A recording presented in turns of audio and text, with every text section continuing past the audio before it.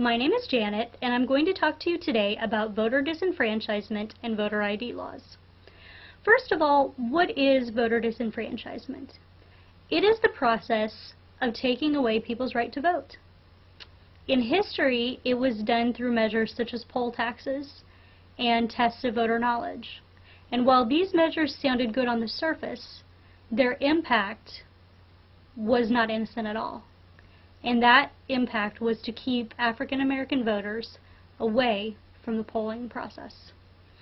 Today, we find that voter ID laws are being proposed all across the United States. And again, these laws sound innocent. But when we look deeper, the impact of these laws, again, is to create barriers preventing certain people from being able to vote. Today we're going to talk about who these laws affect, how these laws affect people, and what we can do about the problem. Who is affected by voter ID laws? African Americans are affected the most seriously because 25% of African Americans eligible to vote do not have the required IDs.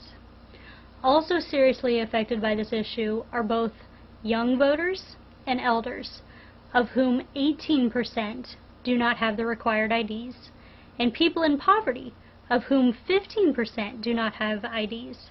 Women and persons with a disability are also less likely to have IDs, as are people who have had their IDs stolen or burnt in a fire. So how are people affected by voter ID laws? You may wonder, how can somebody live in the world that we live in without identification? And this is a question that I hear a lot, actually, when we have discussions about voter ID laws. And the answer is a little complicated.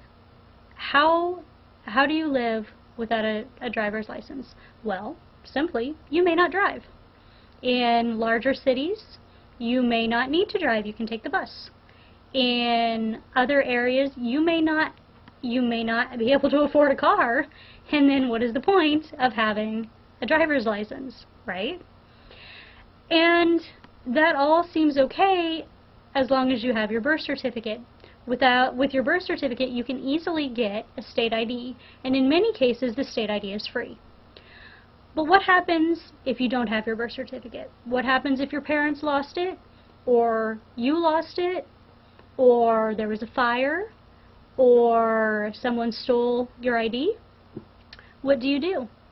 You have to, first of all, pay for a new birth certificate, which, if you are living in poverty, that can be a serious barrier to this process. Additionally, what happens if you were born far from where you live now? You have to find a way to either request the documents or to go there and physically get them. If you are a person living in poverty, how are you going to do that? First of all, you're going to have to pay for gas, which, if you're in poverty, again, a barrier. Also, what happens if you don't have a vehicle? You have to go and you have to do all of this on somebody else's time. You'll probably have to pay for their gas, but also you have to wait for it to be convenient for them to go and take you. And for some people, like my husband, they were born across the U.S. from where they live now. My husband was born in New Mexico, and we live in Indiana. So for him to go and get his birth certificate copies would be a excruciatingly long process.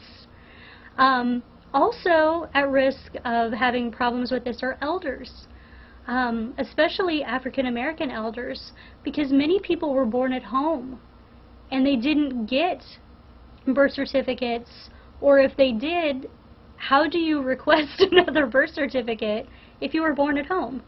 The process is long, it's tedious, and if, again, you're in poverty, it's costly. And for some people, these are barriers that they can't get around. So maybe now you're wondering, what can I do? I have 4 suggestions for you. First of all, join your local NAACP. Second, join your local League of Women Voters. Third, Facebook and tweet about the issues.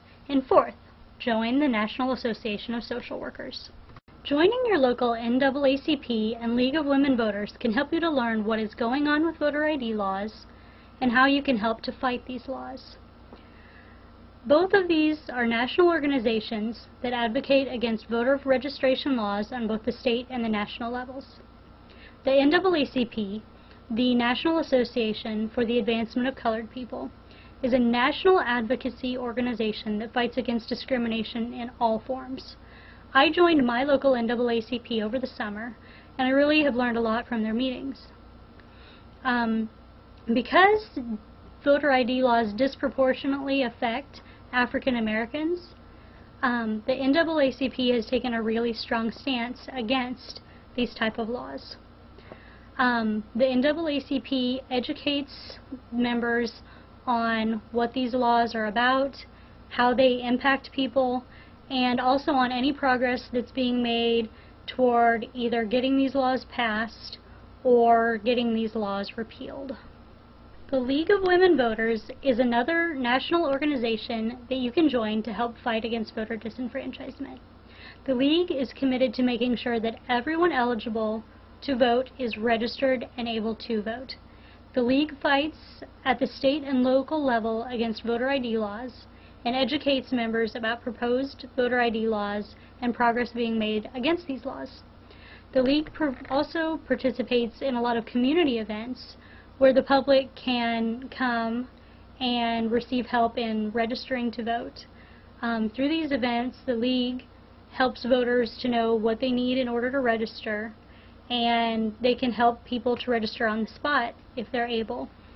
Voters are also given information about where and when they can vote and what documentation is required.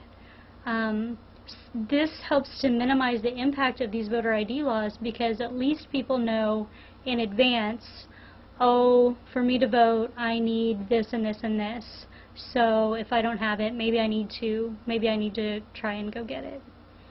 You can also Facebook or tweet about voter ID laws and voter disenfranchisement. I have tried this and I have been really surprised at the responses that I've received. A lot of people don't seem to understand why we're passing these laws. They don't understand who is being impacted by these laws, and they really think that these laws are something good and productive for our society. And so through discussions on my Facebook, I have been able to tell people a lot more information about both sides of these proposed laws, and about why maybe these laws aren't such a good idea. The final way that I thought of that you can be involved in fighting against voter ID laws is through membership in the National Association of Social Workers. As you know, as students, we are able to get membership in the National Association of Social Workers organization for a reduced rate. Once you join, however, you get a nifty little paper like this that says, "Enhance your membership today." And within this little form, there are some different options that you can choose. One of them is committees and task forces, which I think you'll actually be able to see which ones I chose. And